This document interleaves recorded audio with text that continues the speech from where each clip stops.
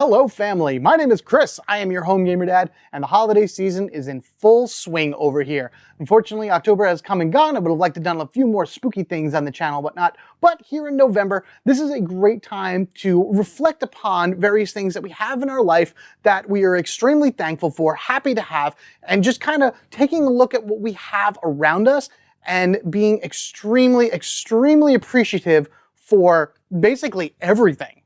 And while I could make this list mushy, sappy, blah, blah, blah, and all stuff along that ways, I'm actually probably going to do that a little bit later, to be honest with you. I decided to make this a little bit more lighthearted and fun for us. So come on in, take your seat, relax, pull up a chair, and join the family meeting as we talk about board games that we are thankful for.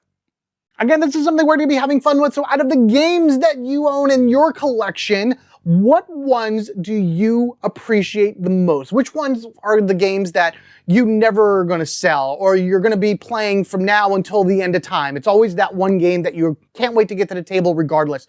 No matter what it is, you're never going to get rid of it. You're never going to get tired of it. You're never going to look at it and be like, I don't like this game anymore. I feel like everybody has a few of them in their collection, just games that mean something to them, whether it be somebody special gave them to you and you don't want to get rid of it, or you found it at a certain time of life and it like really helped you either get through something or just keep you really entertained in certain situations. I want to know your reasonings for what game you kind of connect to the most, which one you are most thankful for and appreciate. Now, I could probably go off in almost every game here and say what I like, but these are basically my top picks for you guys from my collection. Starting off, Power Rangers Heroes of the Grid, and this should be no surprise to anybody that's familiar with my channel. And I'm gonna be honest with you, I'm gonna take this a step further, and I'm gonna say the Guardian system in general. Renegade really needs to put out some more Guardian-style games because I love the way these games play, I love the way they feel, and I love the potential within each and every one of them. So besides Heroes of the Grid, G.I. Joe Mission Critical is another really big one for this series that I love. Now, I don't have Mission Critical personally yet. I am going to get it at some point. But as a huge Power Ranger fan, this game not only is awesome, it's an awesome game, but it's a love letter to the Power Ranger fandom. There's not much in here that somebody would not like. Now, some people like certain seasons over others, and other people are expecting certain seasons to come out compared to others as well. But for what it is and what the contents of this game is, it's fantastic.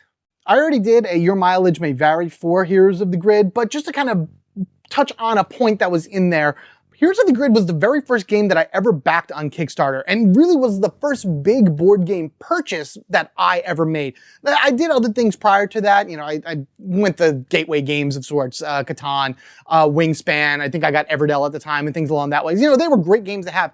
But there was something about Power Rangers Heroes of the Grid, probably the Power Ranger theme, to be honest with you, that really drew me to it. That really was like, this is something that you want to get and you want to see where it goes. Now, this game is by far my bread and butter for a home gamer dad. I have probably the most videos revolving around Heroes of the Grid on my channel, and a lot of you guys love it. I have so much fun interacting with each one of you, talking to you guys about Power Rangers, about the game, about what you could expect, about what's coming out. I think that's one of the big things that I appreciate the most about Power Rangers Heroes of the Grid is that besides just being a fun game, besides it just being fun to play and to collect and things along that way, it's a community game. It's all of us out there that appreciate Power Rangers, that appreciate G.I. Joe, because that's in Mission Critical, that just appreciate the game itself and love to talk about it, love to see the new characters come out and how they translate to their in-world characters, you know, whether it be in the show or the comics or things along that ways.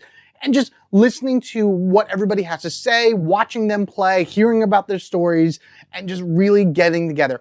This is why this game not only will never leave my collection, it's just going to continue to grow year after year so long as Renegade continues to make them. And please give me a Jungle Fury big box. I need all the Rangers, including Spirit Rangers. Please, Renegade, please.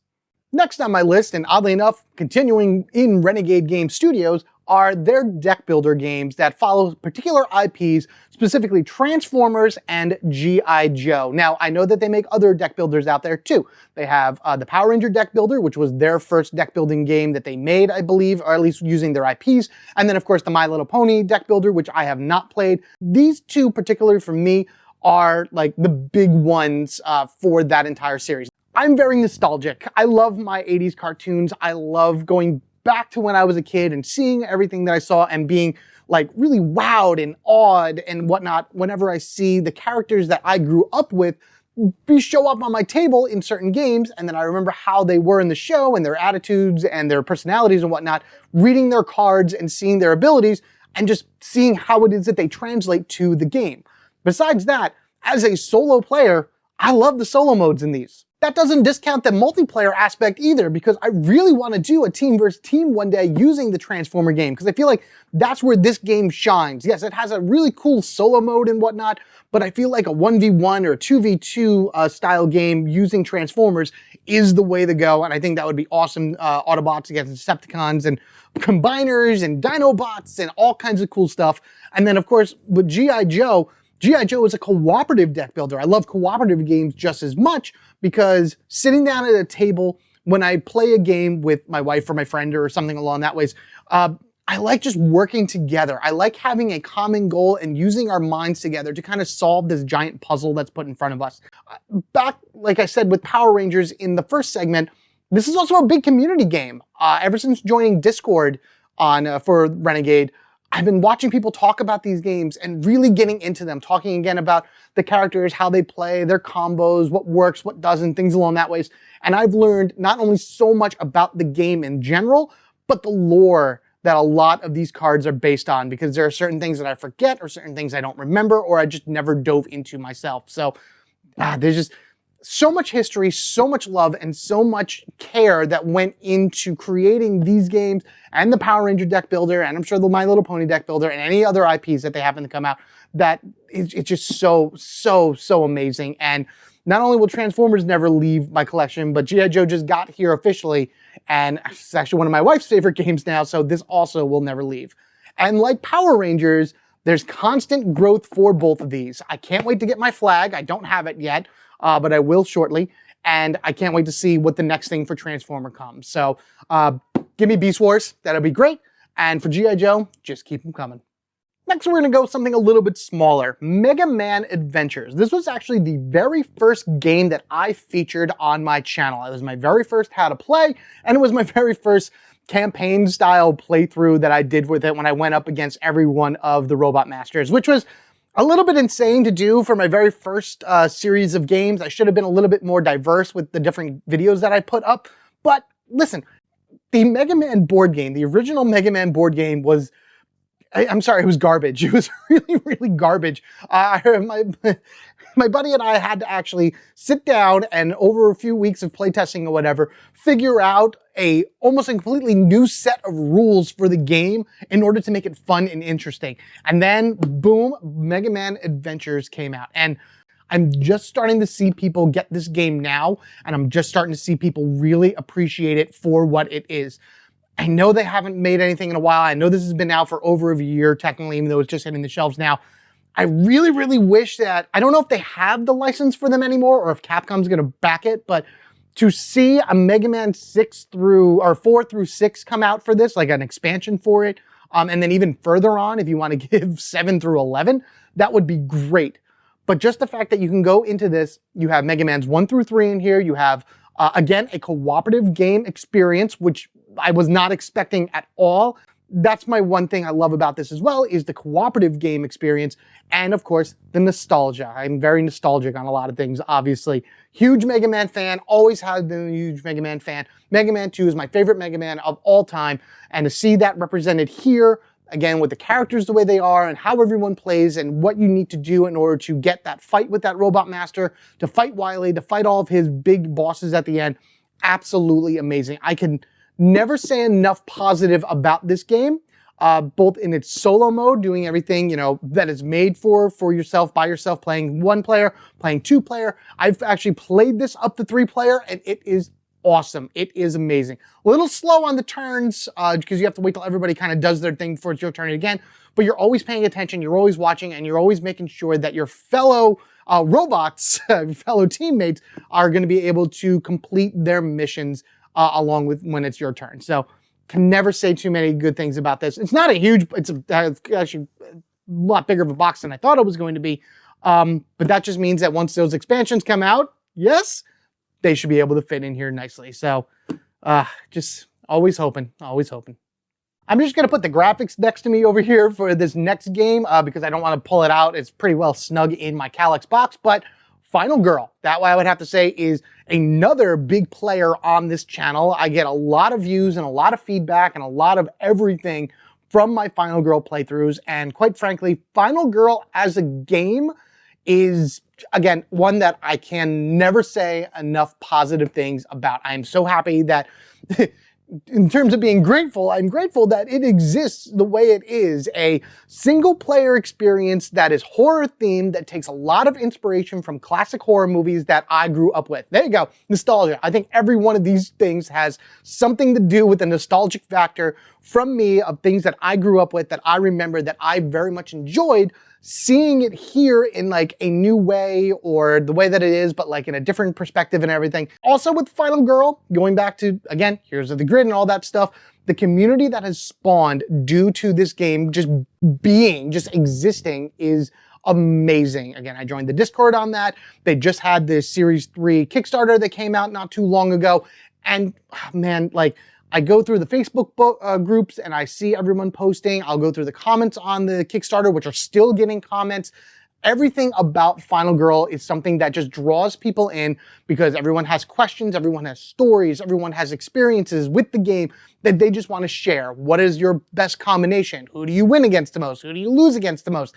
What are some of your craziest mass death scenes that have happened in Final Girl? Some of it even here on the channel. Let me tell you that Geppetto playthrough that I have on the channel right now, where I lost so many people to that death trap. Oh, so many people to that spinning blade trap. That was awful. Now, granted, I didn't play that correctly because I just kept drawing event cards, but still, the fact of the matter is you get that one poor draw right in the beginning and everything goes south, and you just visualize it in your head about everything that just happens to those people and all of the mass chaos and carnage, and it's crazy. And the game is still going. Like I said, Series 3 just came out and we got to see what is going to be new for the game. What are the new inspirations? We have a Saw theme, we have a Hellraiser theme, we have Stranger Things, Tremors in there. Like, there's so many cool ideas from all of these different movies that are being reworked and retranslated to the world of Final Girl. I mean, Series 2, you had Aliens, The Thing, you went to a fairy tale world, which was awesome. Series 1, you had, of course, Hans, which is your main whatever killer, like the big brute guy, Michael Myers, Jason, or Dr. Fright, which is your Freddy Krueger. Like, you see the inspirations, you see the love and passion of horror movies that are put into these games from the creators, from Van Ryder Games. And to me, that just screams just fantastic gameplay. So no matter how many times you play the game, no matter how many times you go through it, all your different combinations, things along that ways, you're never going to have the same experience twice for Final Girl. And for me, that just means that it's going to stay on my shelves for a long, long time. And I am super happy to constantly see more love for the game every single day. And finally, Disney ride games. Hear me out here, okay? Just hold on a minute. You may be thinking, like, what are you talking about? The fact that these exist just in general is hysterical. I would have never thought that making a board game based off of a Disney ride would even be possible. Certain, after playing some of them, I can actually understand it and whatnot. There's actually another one, there's Space Mountain as well, that I do not have yet, but I would love to add to the collection and whatnot. But the fact that each one of these games is based off of a Disney ride, and I know there's going to be even more coming out and whatnot, is awesome. Huge Disney family. My family is a massive Disney family. We go to Disney World at least once a year. I've gone, I think, at most 3 or 4 times. I live in New Jersey. Because can you imagine going from here to from New Jersey to Florida multiple times a year just to go to Disney? Well, we do. We love it. Every one of my kids has been to Disney under the age of 1. In fact, my 3rd child is going in January. He'll only be 7 months old, but all the other ones have been there in less than a year. And We're just starting to figure out the best way to drive down to Disney. Actually, the last time we went to Disney before my third child was born, we all drove down. And it wasn't as bad as I thought it was going to be. But what I was able to do is bring these games with me. I was able to put them in the car and bring them with us. We didn't have to worry about them being checked or lost on the plane or just being on the plane or whatever. And they made for some great entertainment after a long day at the park. Really was more for my wife, myself, her sister, and her niece who came with us. My boys are very young. They're not going to be able to figure these out. But while they slept, we were able to just kind of sit down at the table, crack open. I think we cracked open Haunted Mansion, and we really enjoyed that one with the set collections and everything like that. And just, this is where we are. We're in Disney. We're doing Disney-themed things, and this fits in very well. I think every one of these is awesome. Just, again, the fact that they exist. I appreciate them for what they are, trying to take a Disney-themed ride and bring it into light. I would love to see a Splash Mountain version of this, and just to have them, to collect them, and to be like, hey, look, we can't ride the Jungle Cruise, but we can go through it as an adventure, or check out what we find in Big Thunder Mountain, or what ghosts are we going to find in the Haunted Mansion. So awesome. I don't think many people have experienced these or have played these, but if you have, let me know which one of these is your favorite. Is this something that you play with your family? And would this be a tradition for you if you are able to get them down to Disney World, Disneyland, wherever it is that you may go? We are going to try that once we start driving more in the future when the kids get a little older, because again, this is just going to keep growing. Every one of these seem to have just more and more potential of a high growth going in the future. And of course, the more of these I find, the more I'm going to get and add to the Disney board game ride collection. And there you have it. Those are my list of the games that I currently have in my collection that I am extremely, extremely appreciative, grateful, and thankful for. Just the fact that they exist, the fact that I have them. Now, again, I can go on every one of these games and say something about them. Just for example, Wonderland Wars. This is the deluxe edition with those awesome chips, the 3D minis and things along that way. This was on my Grail game list. The fact that I have this, even though I've only played it like 2 or 3 times, the fact that I have it is, I love it. I would never get rid of it. And I think it's amazing. Can't wait for the expansions and any new stuff that comes out for it. But that's just what I mean. Like, just even small things like that. Like, you have the game, you may not play it a lot, but you have it for a reason. You have it because there was something about that game that you wanted, that you were like, would fit perfectly within my shelves. And even if I don't play it, I could sit there and look at it and smile at it, knowing that it is there for me when I need it. I normally don't do this type of reflection until the end of the year because it's kind of a New Year's thing that I do. But in the spirit of Thanksgiving, in the spirit of the holidays being what they are, just thank you. Seriously, thank you from the bottom of my heart. Everybody out there. There's 2 things that are most important to me right now during this time of year. And that's my immediate family, my wife and my 3 boys, watching them grow, making sure that they're happy, healthy, protected, and that everybody is just doing what they do every day and making sure that they are going to be the best possible people that they can be as they get older. And then number 2 is all of you, making sure that all of you out there are safe, secure, and just being the dad that I am, you know, wanting to see you all succeed as well. I wanted to see you all be the best version of yourself that you can actually be. And I really hope for all that for all of you.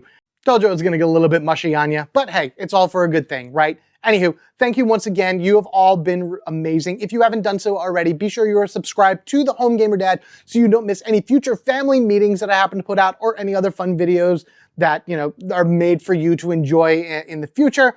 I really, really hope you guys have a great holiday season, a happy new year, and all that other stuff. I know New Year's is still like a month or so away, but it's going to come up fast as they often do. As always, please take care of yourselves and each other. We are family forever, gaming together, meeting adjourned, but let's keep that conversation going down in the comment section below. Until next time, you guys have a good one, and I will see you later.